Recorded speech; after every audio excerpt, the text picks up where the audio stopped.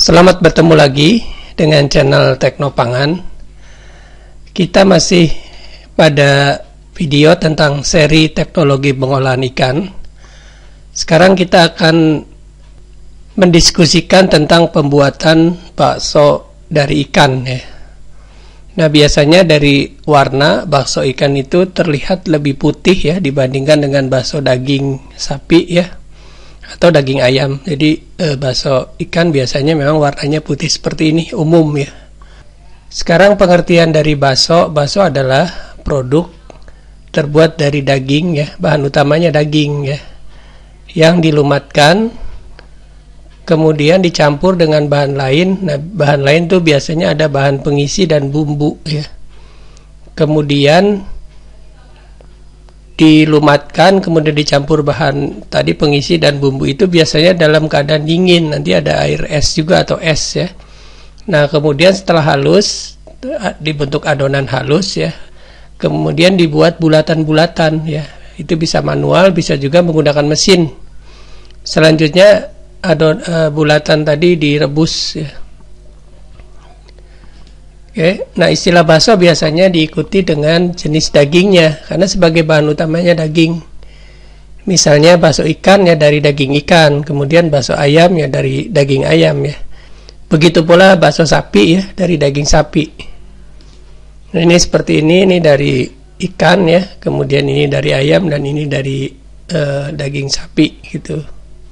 Sekarang parameter mutu bakso yang diperhatikan oleh pembuat bakso maupun konsumen adalah tekstur ya. Tekstur itu ya kekenyalan, kemudian kehalusan ya. Nanti kita bahas tekstur itu apa. Ini yang paling penting, tekstur.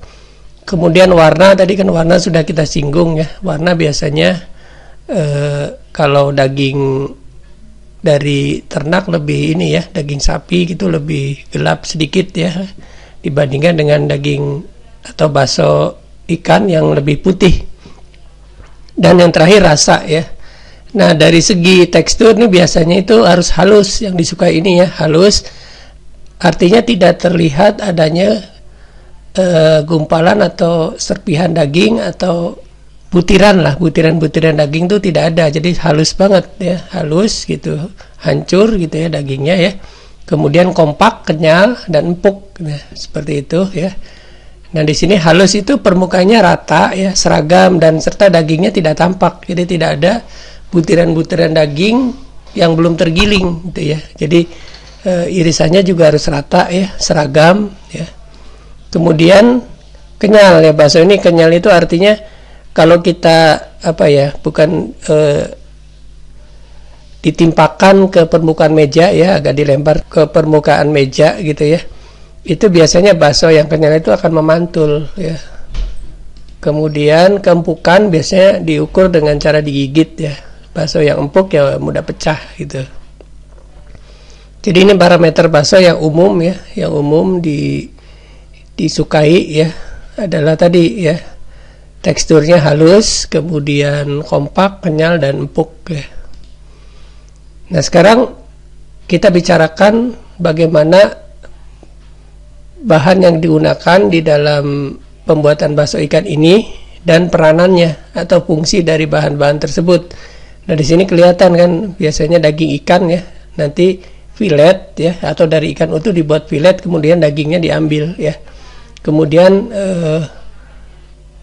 ada juga bahan pengisi ya, bahan tambahan. Jadi bahan baku utama dan bahan baku tambahan. Nanti bahan baku utama itu adalah daging ya. Bahan tambahannya itu bahan pengisi, kemudian juga garam, kemudian MSG atau penyedap ya, dan es ya, biasanya itu ya. Yang terpenting itu adalah di dalam daging ya, atau termasuk ikan itu adalah protein. Jadi biasanya daging-daging yang digunakan tuh sesegar mungkin ya, termasuk daging ternak juga, bukan daging ternak yang sudah dilayukan. Biasanya daging ternak yang baru masih segar gitu ya, masih segar, bukan dari yang hasil pelayuan. Nah, protein ini penting ya di dalam mengikat hancuran daging. Jadi nanti hancuran daging itu akan jadi kompak ya, karena nanti akan mencampur lemak gitu ya, kemudian juga bumbu-bumbu ya. Jadi nanti selama pemasakan itu membentuk gel menjadi kenyal gitu ya, empuk dan kompak. Itu peranan dari protein ya, protein di dalam daging ikan. Nah, di sini pada saat penghancuran diperlukan es gitu ya. Diperlukan es pada saat pelumatan daging itu supaya memang suhunya itu dingin. Nah, pada saat suhu dingin itu terjadilah ini emulsi ya. Emulsi antara minyak ya, kemudian juga lemak yang ada di dalam daging ya. Itu dengan bahan-bahan lain ya, sehingga menjadi empuk gitu. Nah, bahan pengisinya itu biasanya pati ya. Bahan pengisi bakso itu pati. Misalnya pati tapioka atau pati sagu ya, pati aren gitu. Kemudian biasanya digunakan sekitar 5-10%. Ini untuk bakso-bakso yang bagus ya, kualitas tinggi, atau bakso mahal, atau bakso buatan sendiri gitu ya, untuk dikonsumsi sendiri ya. Tapi untuk bakso yang jualan, yang komersial itu biasanya semakin banyak bahan pengisi semakin murah. Jadi bisa ini 50-100% itu maksudnya dibandingkan dengan daging biasanya ya. Dari berat daging, jadi kalau berat dagingnya 1 kilo 100% berarti 1 kilo juga tepungnya gitu ya. Kalau tepungnya setengah kilo berarti dagingnya sekilo, berarti itu 50% disebutnya ya, pengisi ini. Jadi biasanya ya semakin banyak pengisinya semakin murah gitu ya.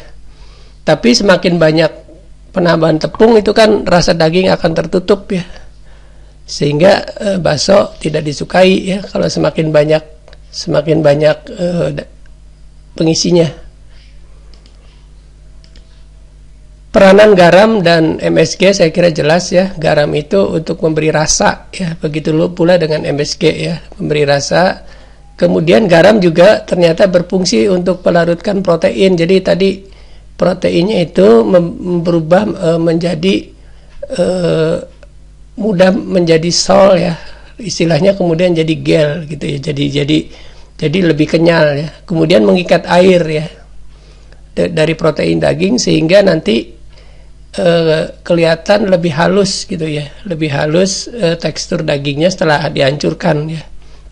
Itu pemakaian garam biasanya sampai 5% gitu ya, 3-5%, atau bisa juga lebih sedikit gitu ya, 6%, tapi biasanya ya sekitar 5% dari berat daging. Sedangkan MSG biasanya 2,5% lah maksimum ya, atau bisa juga 1-2,5% dari berat daging. Jadi semuanya dihitung dari berat daging yang digunakan, berarti di sini daging ikan gitu ya. Kemudian penambahan air nih ya, biasanya bentuknya bukan air biasa tapi air es ya, atau dalam bentuk batu es ya, supaya selama penggilingan ya itu tetap dingin gitu ya, karena pembentukan emulsi tadi ya, mencampur semua minyak dengan daging ya, dengan protein, kemudian bumbu-bumbu itu harus terjadi pada suhu dingin gitu ya. Nah, air tadi ya dalam keadaan dingin itu nanti berfungsi untuk melarutkan garam, kemudian menyebar merata semua bumbu gitu ya, mudah meratakan. Kemudian juga ini mencampur ya protein dari daging itu dan membentuk emulsi, jadi mengekstrak protein dari daging ya, dan membantu dalam pembentukan emulsi tadi. Emulsi itu adalah pencampuran antara minyak dengan bahan lain, dengan air ya yang ada dari daging gitu ya, dengan protein juga gitu ya, disebut emulsi ya. Nah, air ditambahkan biasanya sampai mencapai tekstur yang dikehendaki. Nanti dites tuh bisa diremas-remas, nanti setelah bisa dibuat bulatan berarti airnya biasanya cukup ya. Nanti seperti itu ya, nanti bisa dites dengan pembentukan adonannya ya, adonannya seperti apa. Nah, biasanya antara 20 dan 50, ini biasanya tergantung dari berat daging yang digunakan dan juga tergantung dari tepung biasanya. Semakin banyak tepung, semakin banyak juga air yang harus ditambahkan gitu, untuk membuat menghasilkan tekstur adonan yang sama. Jadi tekstur adonan itu biasanya nanti kita lihat ya, itu adalah mudah dibuat bulatan gitu ya teksturnya ya. Nah, itu semakin banyak tepung yang digunakan, itu airnya ya untuk membentuk tekstur yang bisa dibuat bulat itu semakin banyak juga gitu ya. Oke. Berikutnya ada ini penambahan namanya sodium tripolifosfat. Ini sudah sangat umum ya dibuat untuk bakso. Ini untuk mencegah terbentuknya permukaan yang kasar dan adanya pecah-pecah atau rekahan pada bakso ya. Nah, sodium tripolifosfat ini dijual dalam bentuk bubuk seperti ini ya. Jadi dikemas, ada juga yang berlabel. Ini bisa diperoleh ya di toko-toko penjual bahan kue ya. Bahan kue juga ada nih. Namanya memang STTP, sodium tripolifosfat ya. Sodium tripolifosfat gitu ya.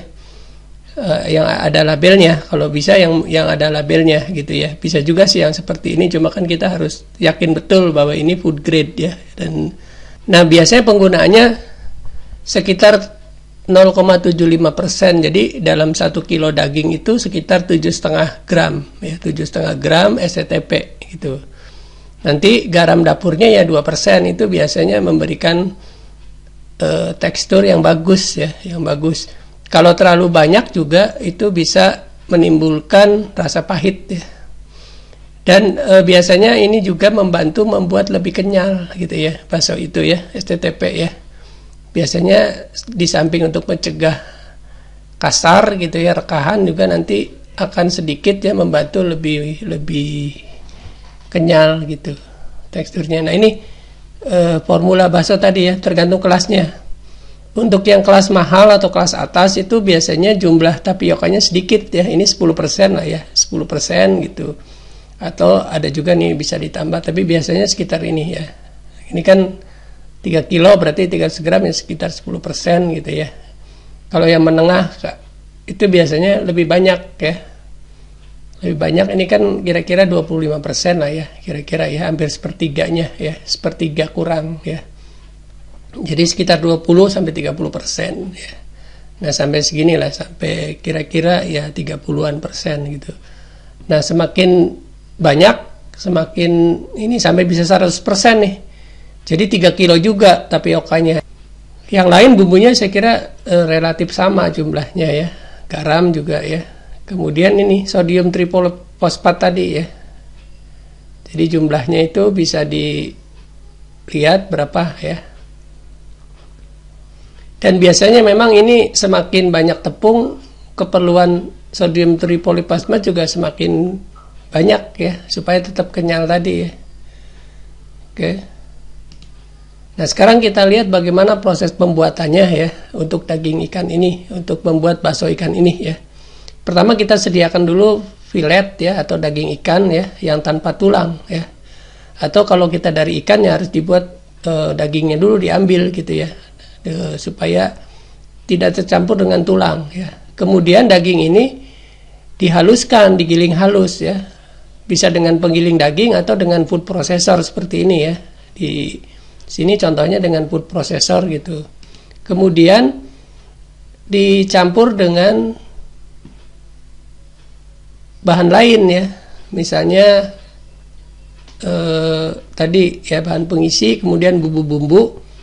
Dan di sini bisa dilihat mau menggunakan formula apa ya. Tadi formula itu kan formula umum, bisa dibuat sendiri kira-kira seperti apa gitu ya formulanya ya. Tapi bahannya biasanya ya seperti itu ya. Tadi ada bahan utama daging ya, kemudian bahan pengisi ya, kemudian bumbu ya, garam, kemudian juga penyedap ya, kemudian ada es dan ada itu sodium tripolifosfat tadi ya. Nah penanganan menjadi adonan yang penting tadi harus menggunakan es ya, diaduk terus gitu ya, diaduk terus seperti ini ya, sampai membentuk yang dikehendaki seperti ini ya. Ini kan cukup mengkilat dan halus gitu ya, terus tidak ada potongan atau butiran daging juga ya. Nah ini nanti kalau dibentuk bulatan tuh mudah gitu ya. Jadi dengan alat pencampur adonan ya. Nah nanti setelah ini bisa juga nih dengan misalnya kalau kecil ya sedikit itu bisa pakai ini, pakai apa namanya sumpit ya, diputar-putar gitu sehingga membentuk adonan seperti ini ya. Ditambah tepung ya sedikit demi sedikit, diaduk dengan kecepatan tinggi ya. Ditambah air es tadi ya, tambah air es tadi di sini ya. Nah, selesai jika terbentuk adonannya itu halus, rata, dan dapat dibulatkan, diremas-remas dengan tangan, kemudian dibulatkan. Itu biasanya ini. Jadi ini adonan diremas dengan tangan, ya, kemudian dibuat bulatan dengan meremas adonan, dikeluarkan melalui lubang yang dibentuk oleh ini ibu jari dan telunjuk, nanti bisa diambil oleh sendok, ya. Sendoknya dibalik, ya, diambil lalu dimasukkan ke air yang mendidih, ya. Sudah matang, bakso akan mengapung. Nah, dibiarkan dulu mengapung selama kira-kira 5 menit, ya. Kemudian ditiriskan, jadi nanti ditaruh di wadah supaya airnya yang terbawa gitu, ya, akan keluar, ya. Nah, setelah tiris baru nanti disimpan, ya. Kalau ingin lama, ya, sampai berbulan-bulan misalnya, kan itu di freezer, ya. Freezer, kemudian dipakai plastik dan minimum suhunya minus 18. Ini untuk produk yang beku memang minimum minus 18, bisa juga lebih dari minus 18, lebih kecil, ya, atau lebih rendah. Misalnya minus 20, minus 30, minus 27, ya. Yang sering seperti itu, ya. Baik, itu sekilas tentang bagaimana pembuatan bakso ikan, ya. Terima kasih atas perhatiannya. Silakan kalau ada komentar atau ada hal-hal lain yang diperlukan, kontak melalui email teknopangan64@gmail, ya. Terima kasih atas perhatiannya. Sampai jumpa pada video selanjutnya di channel Teknopangan ini.